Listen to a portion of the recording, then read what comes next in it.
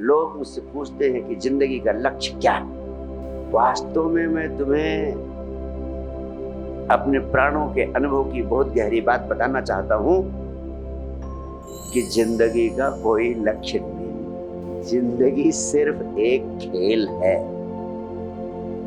इसको सीरियसली मत लेना। जो सीरियसली लिया वो गया, जीते जी मर गया, वो नरक में डूब गया। और जिसने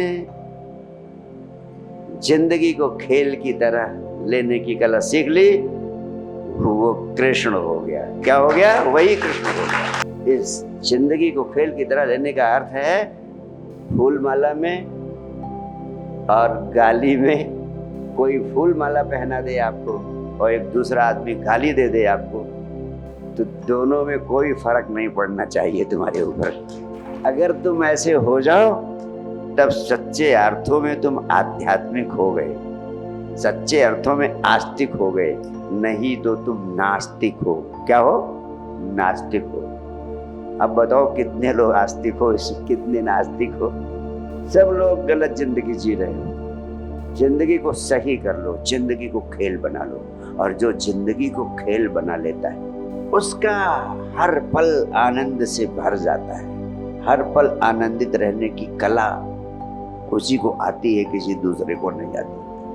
तो झाड़ के अपने आप खड़ा हो जाता है, कहीं कुछ नहीं। किसी ने गाली दे दिया, 10 लोग देख रहे हैं, झाड़ चले, अरे यार पागल है, जाने दो। अरे यार पागल है, देने दो गाली। और मैं आपसे कहूं, ये तुम्हें क्यों इतना चोट करती हैं चीजें इसलिए चोट करती हैं क्योंकि तुमने जिंदगी में एक बहुत गलत रास्ता पकड़ लिया है। और किसी एक ने नहीं, तुम सारे लोगों ने। वो कौन सा गलत रास्ता पकड़ लिया है? तुम सब लोग कुछ ना कुछ होने की दौड़ में लगे हो, कुछ और हो जाना चाहते हो जो हो नहीं। हर आदमी के भीतर ये ललक है कि मैं ये हो जाऊं, मैं ये हो जाऊं, मैं ये हो जाऊं।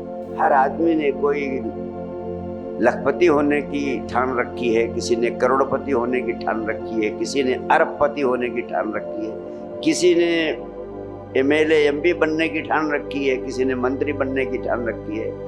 किसी के पास किराए का मकान है तो अपना मकान वाला होने की ठान रखी है। छोटा मकान है तो बड़े मकान वाला होने की ठान रखी है। बड़े मकान वाला है तो फार्म हाउस वाला होने की ठान रखी है।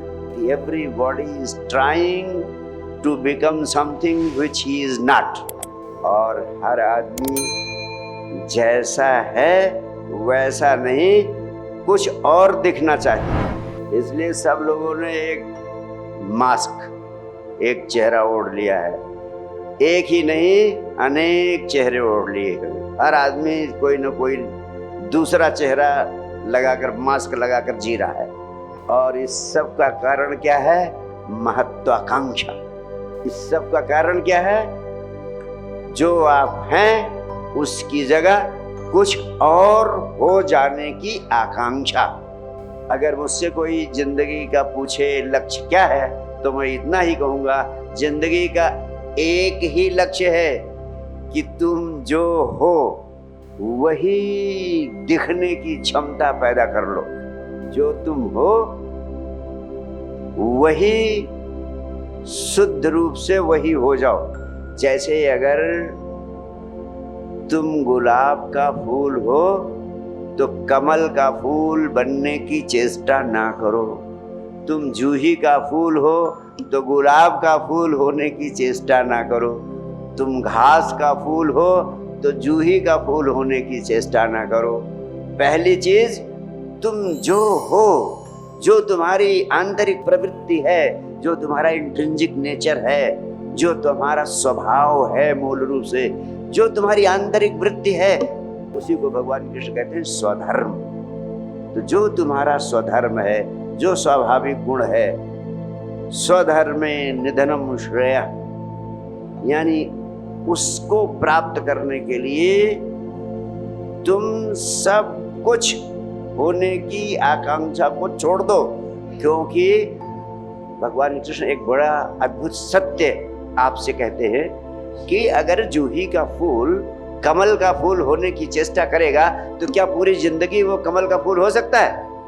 नहीं हो सकता है। पहली बात, तुम्हें भी चेष्टा इसलिए नहीं करनी चाहिए कि जूही का फूल कभी कमल का फूल नहीं हो सकता है। और दूसरी बात क्या होगी, जूही का फूल चूंकि कमल होने की चेष्टा में अब सारी ऊर्जा लगा दे रहा है, वो पूरी तरह जूही के फूल के रूप में खिल भी नहीं पाएगा।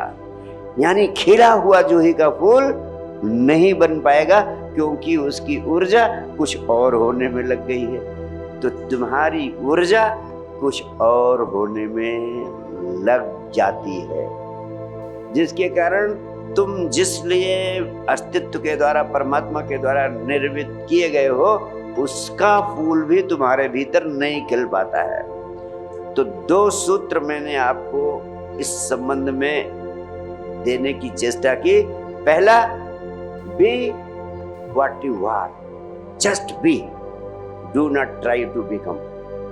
यानी if you are a rose flower, just be a rose tree. अगर आप गुलाब का फूल है तो शुद्ध रूप से गुलाब का फूल हो जाएं, गुलाब का फूल ही बने रहें, कुछ और बनने की चेष्टा न करें।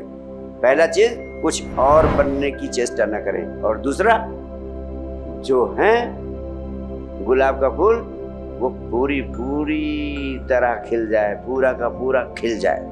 यानी अगर हम गुलाब हैं तो if you are a rose, be a rosy rose tree. यानी तुम्हारे भीतर का गुलाब पूरा खिल जाए। तो सारी चेष्टा जिंदगी में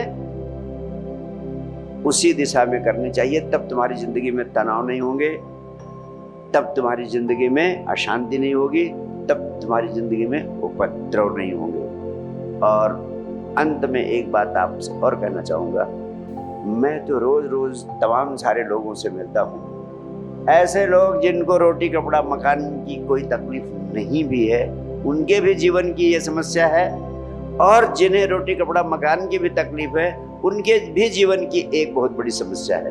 वो सबसे बड़ी समस्या क्या है, हर एक जब गहनता से अपने दिल की बात मुझसे शेयर करता है कि गुरुजी, और किसी से तो नहीं कहने का मन होता, लेकिन आपसे तो कहे बिना नहीं रहा जाता, और मैं पूरी तरह कह देना चाहता हूँ, मैं पूरी तरह कह देना चाहती हूँ गुरुजी, आपको सब कुछ बताना। मेरे घर में कोई मुझे प्रेम नहीं करता है, यहाँ तक कि पेरेंट्स कहते हैं मेरा बेटा मुझे प्रेम नहीं करता है, बेटे कहते हैं कि बाप को मेरे से कोई प्रेम नहीं। हर व्यक्ति की शिकायत है, हर व्यक्ति के भीतर पीड़ा है। तमाम सारे लोग इस बात से दुखी हैं कि उन्हें दूसरा कोई प्रेम नहीं करता है, और आप में से भी बहुत सारे लोगों की जिंदगी में ये पीड़ा है। लेकिन आप सबके भी जीवन में ये पीड़ा है कि नहीं? यस और नो? यस।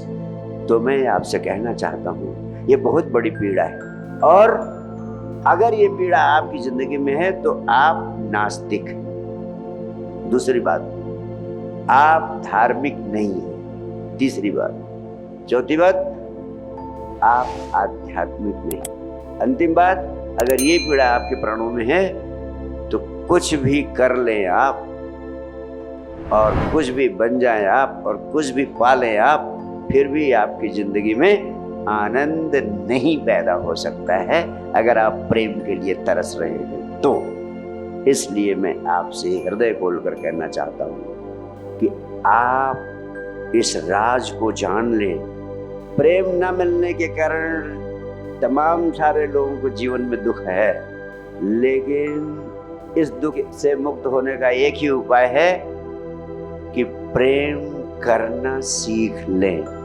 प्रेम करना कोई नहीं सीखता, और प्रेम न पाने के दुख से सब परेशान रहता है, और प्रेम करना किसी को नहीं आता है। प्रेम करना सीखने का एक ही राज है कि तुम प्रेम मांगना बंद करो, और तुम बेशर्त दूसरे को प्रेम करना शुरू कर दो। जो दूसरे को प्रेम करना शुरू कर देता है और प्रेम करता चला जाता है, बदले में कुछ अपेक्षा नहीं करता है, उसकी जिंदगी में 1000 गुना प्रेम, 1000 गुना प्रेम बढ़ के लौटता है।